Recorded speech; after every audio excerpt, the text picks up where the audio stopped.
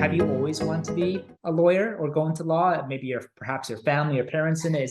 Has that always been an aspiration for you? You hit the nail on the head. My parents definitely encouraged me to follow one of a few career tracks, doctor or lawyer being the primary ones. And I decided I wanted to be a lawyer at a fairly young age. I, did all the things that one would do. I was in mock trial in high school. I studied relevant topics in undergrad. I worked at law offices and did legal internships throughout undergrad. And I thought I liked it. I thought I was going to be happy as a lawyer. But what I have learned is that none of those things really prepare you for what it's like to be a lawyer, to practice as a lawyer. And even law school doesn't really show you what it's like to be a day-to-day lawyer. And I quickly realized after graduating and starting to practice that I didn't like it. I didn't like the workflow. I didn't like the hierarchy at, law firms. I tried other things. I summered and did a clerkship. I did an internship at the Manhattan DA's office.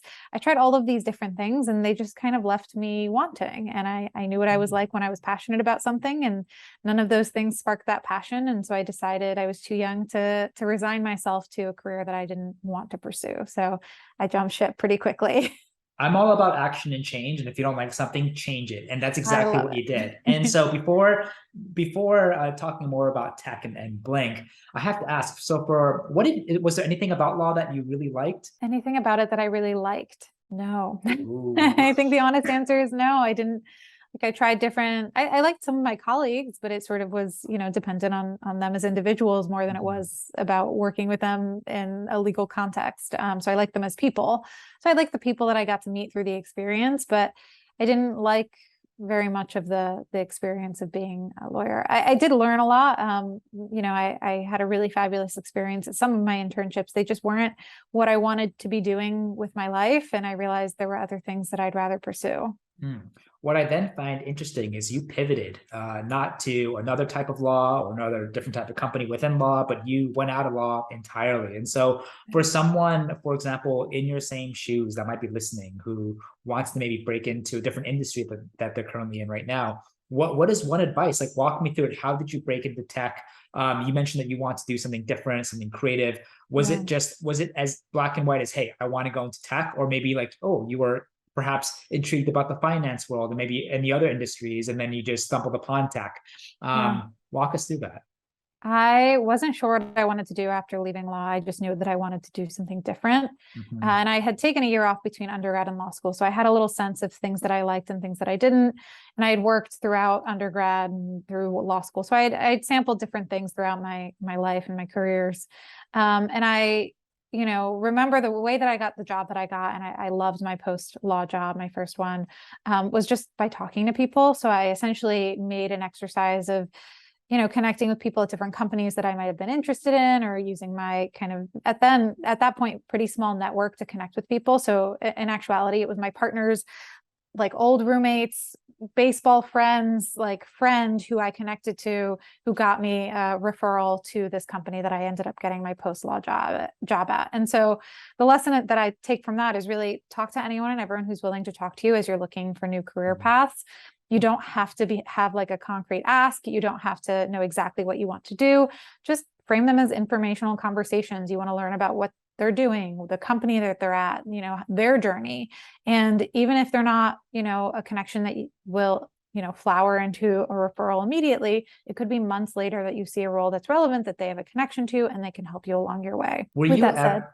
Oh oh, no, sorry. thank you for that. Sorry about that Oh, for yeah. cutting you off. I was just going to say, as a final note, with that said, in that process, when you reach out to people, you will get a lot of silence. Don't let that deter you. There are a lot of great people out there who will talk to you. So just don't take silence or no's or anything like that as a reason to not continue that effort. It sounds easy talking about it, but at the end of the day, you have to back it up with action and work, right? And you have to be Yep. okay with rejection and failure. And so I'm kind of getting maybe like the early just learning blocks, if you will, of being a founder, because that's exactly what you have to do in the early days of a founder, reaching out to people all over again. So perhaps maybe this experience was the beginning of you developing tough skin to kind of It might dive have right been. in and exactly, right? So you came into tech, but then have you ever considered maybe a law job in tech? Or how did you stumble upon product management? Or did you consider any other roles within tech as well? So what I first was doing was I don't know if you're familiar with sales operations, but what I was doing was legal operations at a tech company. And so it was like, it sounds like it's more legal than it really is. It really was stitching the legal team to other teams. So security, sales, customer success, and helping them along the way. It had the contractual component of I was kind of systematizing our contract database and things like that. And so the law degree was helpful in a way. But the thing that I learned through working in legal ops is that the thing I liked most was building solutions to the problem. So in some cases, part of my role involved solving legal teams' problems. And I was either hacking together a solution of my own or using a third-party solution and kind of implementing it for the team. And I just really liked that portion of what I was doing, which is why I then kind of pivoted from that into product management. So I wasn't just hacking together solutions, but actually had a team with resources to put together a more fulsome, thoughtful solution to problems. So you were a PM, and you told me that Blink was an idea that was simmering for quite some time. What inspired it? How do you go from legal to legal ops to then joining a legal startup where you're doing product management into something completely different, which is building an app? Dating. It's not legal dating, it's dating, right? So just dating. What was your thought process there? What inspired you? Yeah. And I also, for the record, Talia, I just love how you mentioned that you did this on the side. I think to your point, the great thing about tech is there's so many different ways to get to the top of the mountain. And even though a lot of people, and there's some sort of understanding with the industry that to be a founder, you really have to put in 200%. You can't have another job at the same time. A lot of people will start part-time as well, and there's nothing wrong with that. So what was your inspiration to Blink? And then what exactly did you do part-time? Did you hire an engineer? Maybe did you hire part-time engineers to build an MVP for your app? Would love to just kind of hear like the early stages of company. So in terms of the inspiration for Blink actually came from eating at a blackout restaurant and talking to strangers in total darkness, having no idea what they looked like. And I just had an incredible evening. I ate at this restaurant thinking it was just going to be like a dining experience. You eat in the dark. What is that like? But really it changed my perspective on the process of getting to know people. And in, today's era, we're making judgments about people in the grocery store, in the books, out and about when you're driving around and you look over in the other car.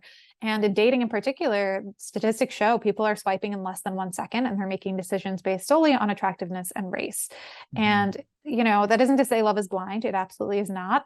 But love is a little bit blurry, and we're not giving love a chance to blossom. We're not giving ourselves a chance to see if there's a connection with someone, because we're making assumptions about them as people.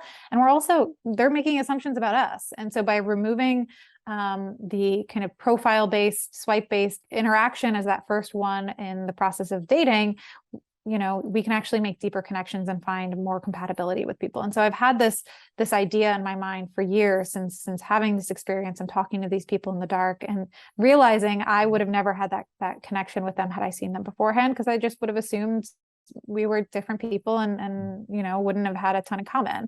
And it's a shame. So I wanted to build this idea for so many years. And in March of 2020, right around the start of the pandemic, I started thinking about doing it in a live event format, but then the pandemic hit. And I quickly pivoted to the idea of building it as an app because it would be so much more scalable. And in hindsight, probably could have done a lot of things more efficiently. But at the time, what I had done was looked for people I could work with, eventually settled on working on with a dev shop to build an MVP. The process for that took a lot longer than it should have in reality, for all sorts of reasons, COVID being one of them, but really it still took a lot longer than it should have. And so in hindsight, might have gone with, potentially a low code solution or some other, method. But the early days were kind of comprised of, I made some early wireframes in Whimsical. They looked ridiculous, like they should never see the light of day. Worked with a dev shop to make the MVP, a lot of kind of meetings and working through the design with them, the actual functionality, working through issues with the development process because of COVID and all of that. And yeah, just at that point, I started a little bit of marketing in terms of getting people on a wait list, but have since moved. So I was marketing in Los Angeles at the time, but now I'm in New York. So, the life of a founder is never as simple as, focus on one thing. There were a lot of different things in the pot at the time, and I can't remember all of them at the moment. What about fundraising? Were you able to raise like a friend and family round or a pre-seed or seed round throughout the process? In the earliest days, I think it was in like October of 2020. So Mhm. about 6-ish months after I first was like, okay, let me take the leap. I did a small Kickstarter and was able to do raise a little bit of money through that. None of the other fundraising happened through 2021. The first funding that I received was in 2021, January of 2022, this year, which is when I went full time. And so for about a year, was just bootstrapping and kind of self-funding, and did win one grant, which was really fabulous. So that's another thing that people can kind of apply to if they're interested in the founder life, but don't necessarily have the capital to do it up front. But then early this year, you mentioned that's when you raised your first round of funding. And then you also quit early this year as well in terms of your PM job. Wow. Yeah. So now you're completely in it, consumed 24/7. And so where are you with the roadmap right now with the product?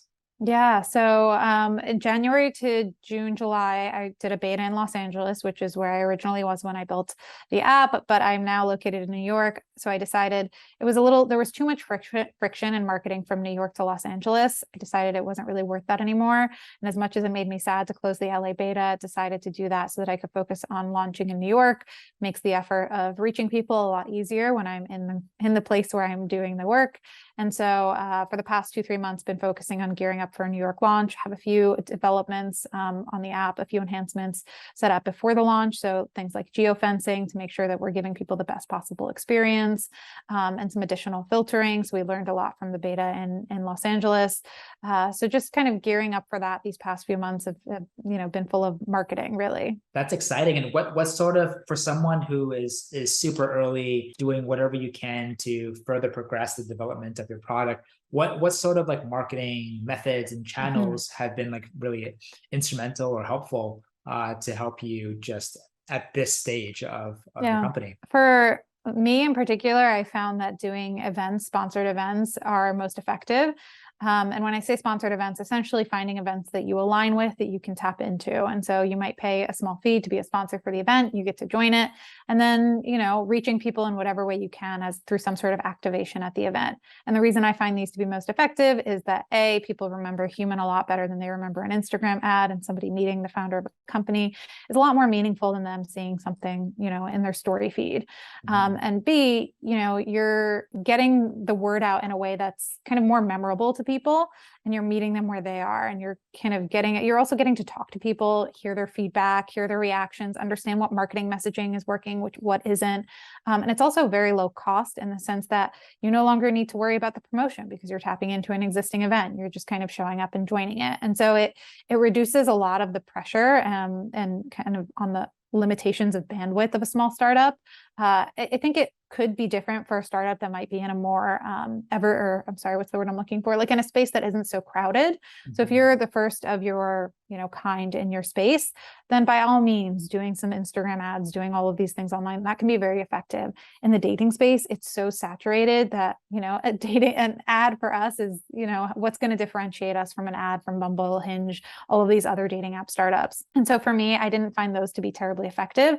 So it does vary, I would say, but for me, events and sponsoring them and kind of tapping into existing things around the city have been pretty effective. Yeah, that sounds like a pretty effective strategy. And how big is your team right now? Is it mainly still you? Do you have a lot of like freelancers, part-timers, full-time folks?